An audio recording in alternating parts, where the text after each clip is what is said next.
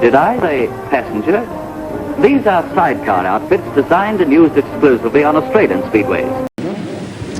And the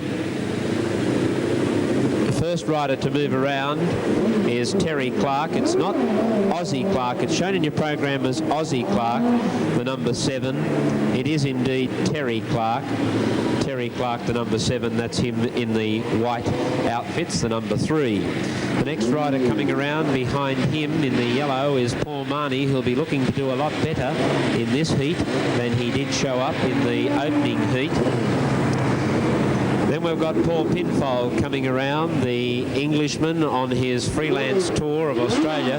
But we've got a rider who's gone back to the pit gates and is in trouble at the moment, and that's the rider Greg Griffiths. Greg Griffiths has gone back to the pit gate. A 2-minute time has been put on him. Griffiths will have 2 minutes to report to the start, and there they are working away feverishly on their problem. Greg Griffiths has thrown his hand up in the air to say that, no, hang on a minute, everything's okay, I think we're going to be right. And in fact, they've got another bike coming out. Another bike coming out of the pit gate area. And so an unhappy start for Greg Griffiths. Ross, that gives you some idea of the professionalism of these blokes when the big titles are on, doesn't it, really? Certainly, Rod, as I said earlier, you and I don't really appreciate the importance that these fellows put on this title.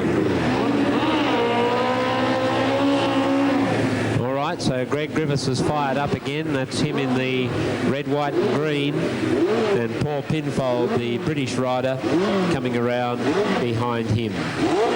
So the scene is set now for heat number 3 of the 1982 New South Wales Sidecar Best Pair Championship. Moving into line for the 3rd heat.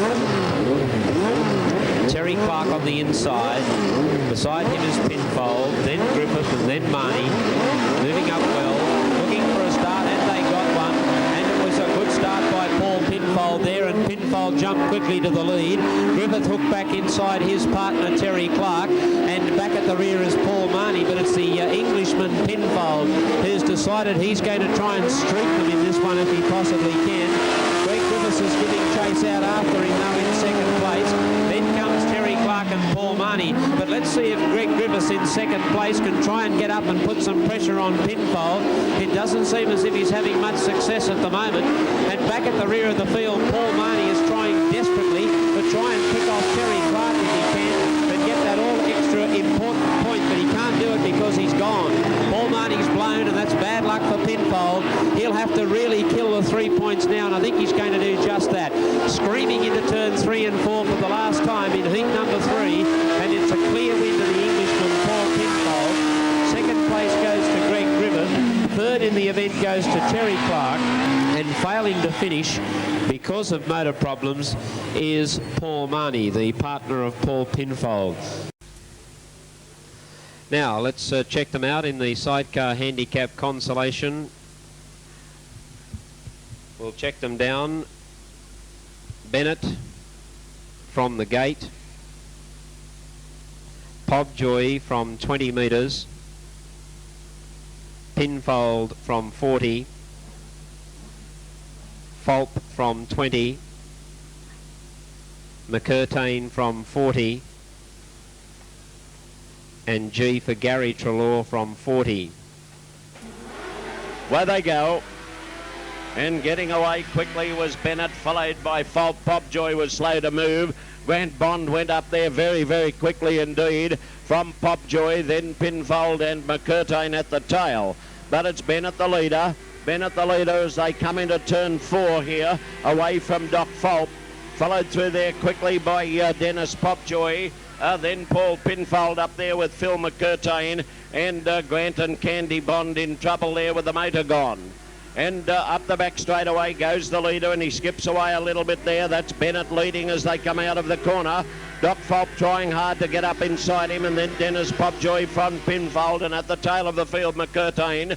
Into the southern corner they go to turn 1, and still Bennett is the leader. Bennett away here, Doc Fulp riding hard. By gee, there's Pobjoy pouring it on now, going around the outside of Fulp.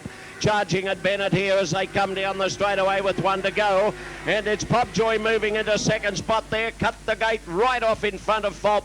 But it's still Bennett the leader now. From Popjoy, followed by Fulp. Then comes Pinfold and McCurtain in that order. There's Pinfold making a throw now. McCurtain going with him. But the checkered flag is out and it's Bennett. Fulp, it's Popjoy coming at him. Bennett will hang on from Popjoy and Pinfold got up into third place. Then came Doc Fulp and last of all was McCurtain. Good clean start for the first heat. Let's hope the same applies here. Clary Jones from position number 1. Paul Pinfold from number 3. Should be the 2 to Gatewell. Wayne Mander and Henry Bishop, unknown quantities here. Clary Jones in red, Paul Pinfold in white. Oops, Daisy. That's all Paul Pinfold would need, a tape break before the very first race. Pinfold back, as I mentioned in introducing the riders tonight, his second meeting only after a pretty horrifying crash where he pulled out his shoulder. That was in Cairns in early November.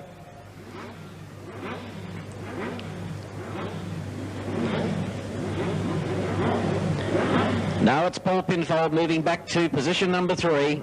Clary Jones, who dearly loved to win the national title again, having won it the year before last. Ready for a start. Let's see if those two are the ones to gate first. Green lights, tapes up in the air goes the New South Wales rider, and it's Clary Jones in front and tailing the field. Paul Pinfold as they go on the back chute, losing a passenger, the Tasmanian Henry Bishop. Passengers A-OK, they'll leave the circuit, leaving 3 to run the remaining 3 laps. Leader is Clary Jones of Victoria, second Wayne Mander of South Australia, and with it all to do is Paul Pinfold of New South Wales. The front wheel of Pinfold's bike lifted as the tapes went up, and that's where he lost his ground, normally the best gator in the business.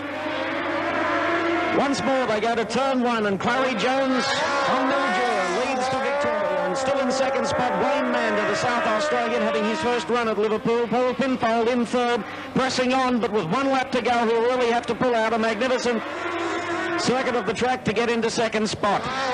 A big points loss for Paul Pinfold in the opening ride of the night, but a great finish for Clary Jones of Victoria. The veteran sees the checkered flag and robs home to it first in a decisive win. Coming in for second, Wayne Mander of South Australia, and finishing third, New South Wales, Paul Pinfold. So the boys coming out then on the track being marked out with the different handicap system there. According to Peter White, this is the normal traditional thing that happens in Australia, so we're sort of borrowing a leaf from their songbook, as it were. So they're looking very good. So out they come then. I no doubt you've got your favourites. We'll look for Paul Pinfold, who starts a massive 40 yards away from the starting gate. So a lot of throttle needed there. Paul Pinfold in red, 40 yards back. In white from the UK as well. The partnership of Ash on a 20-yard handicap, and that again is quite a way with Sutter off the gate, Carby on 10 yards, and Horton off 30. And as I say, Paul Pinfold a massive 40 yards away from that starting tape, and Paul's right arm should be twisted right back on that throttle to get the maximum drive. So up the tapes.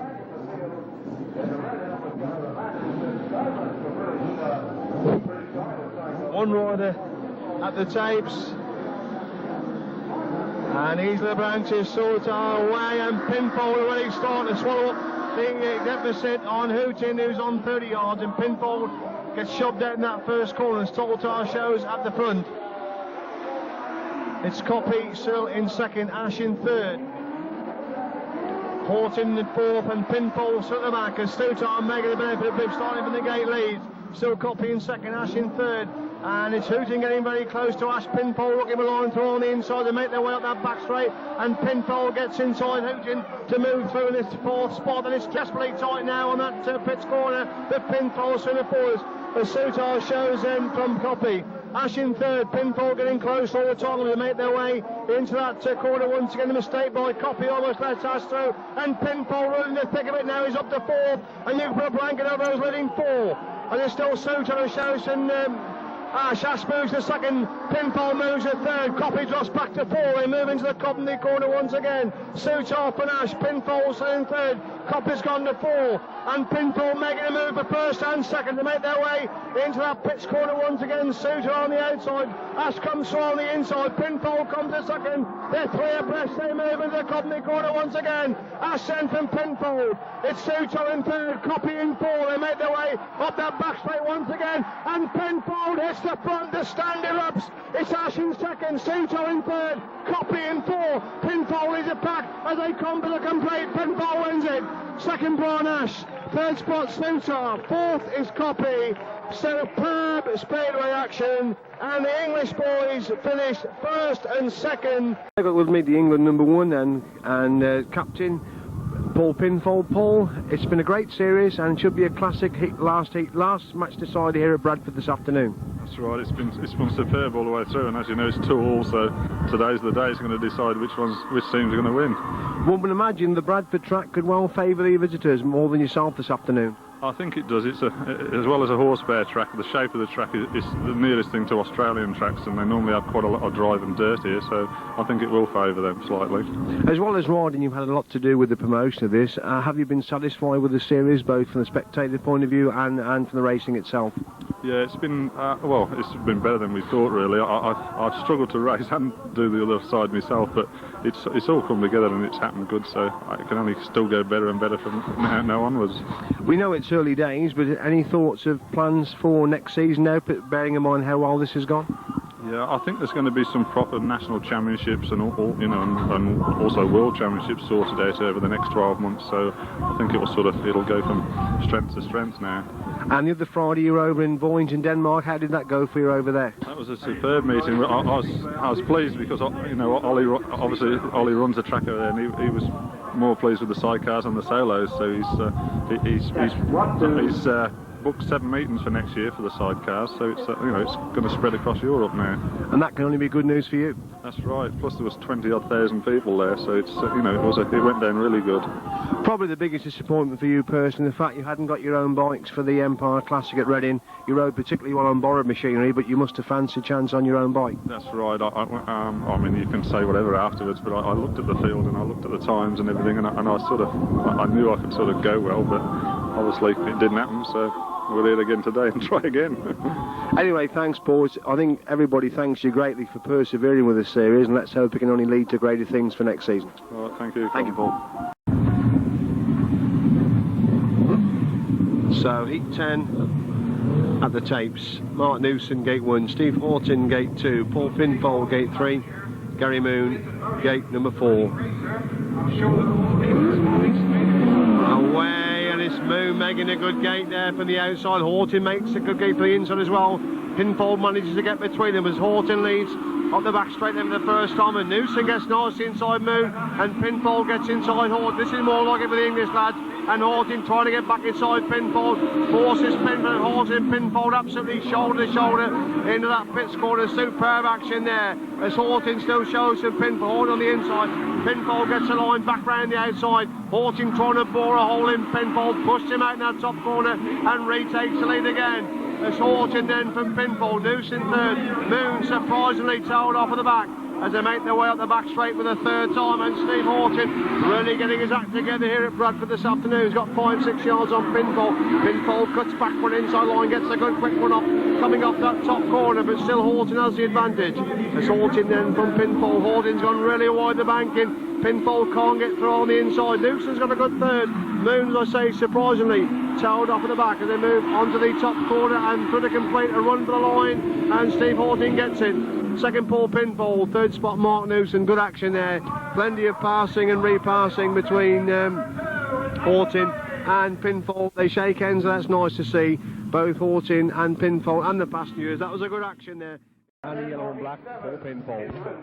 If Darren Trudeau has sorted his motor out, he could be a dark horse here. Remember, he scored a maximum in 1989, Darren Trudeau, and he's also been Australian #1. He's the reigning New South Wales champion, and we mustn't forget that he's in with a chance. Darren Trudeau. So, heat 7, let's hope Darren Trelaw has got the machinery sorted out, because he really is a tremendous racer. His father, of course, came out with him 2 years ago and unfortunately broke his leg here at Coventry in a very, very nasty spill indeed on the Coventry corner. So, Brian Ash, he's there on gate number 1. Steve Robbins, his partner, has been his partner now for the last 2 seasons. Coming in into 2 is Darren Treloar, in 3 Greg McKee, and in gate 4 Paul Pinfold. Could be an interesting first corner if they all make the gate together. Away, and Treloar flies out that 2 gate, but Pinfold's already round the outside and closes.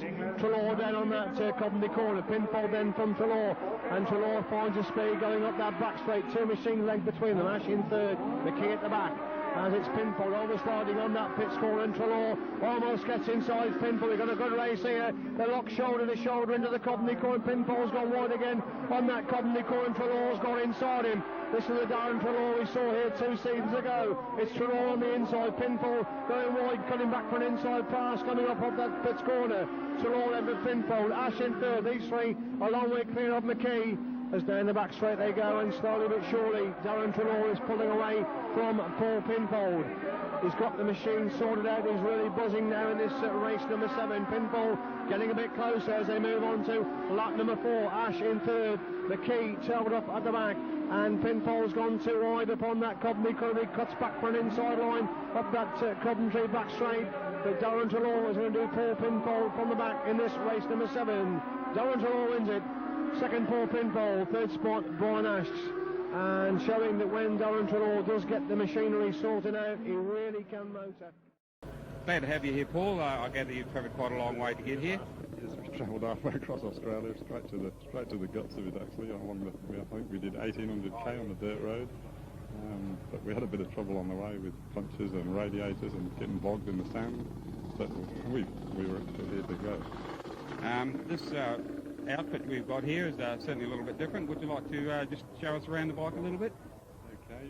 Most sidecars have got no suspension at all, and they use standard motorcycle wheels and tyres. With this one, we've sort of got suspension and wings, as you can see. We're trying to get the thing to go faster than the others. They certainly get some interesting components involved in the building of the bike. Bit of a breed of everything in there. Yes, a lot of car technology's gone into it. The Formula 500s, we're using the wheels, tyres and suspension off them, and the wings.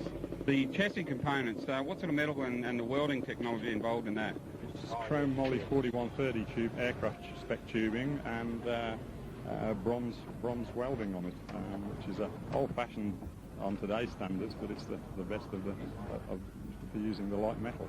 So how long have you been racing the bike, Paul? This bike I've only done, I rode one meeting at the end of last season at Quinana, the Ed Blackman Memorial meeting, which we won.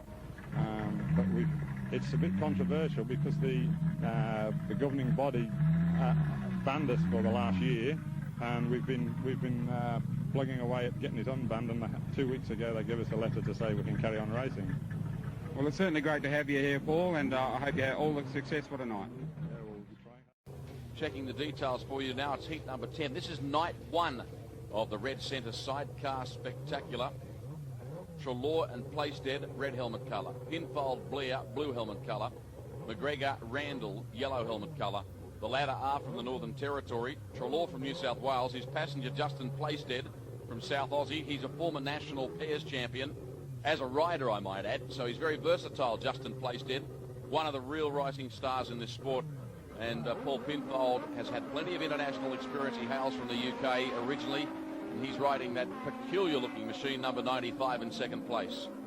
He certainly is. Treloar and Placestead have blasted out to an early. Look at the line of Treloar right out wide. They're cutting back to the pole line off turn 2 and then heads up for the fence again across the start-finish for the first time. Pinfold actually heading an opponent. He will be over the moon with that performance on this absolutely bizarre machine that he has self-designed.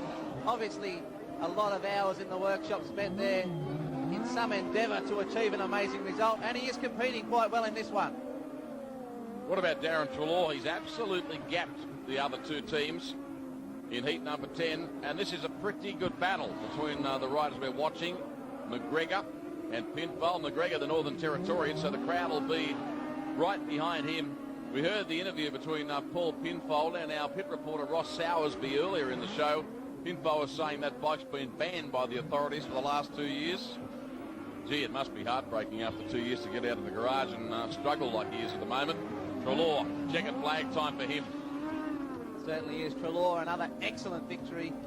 McGregor will hang on to second place, and McGregor would have been inconsolable had Pinfold passed him on that Bazaar machine.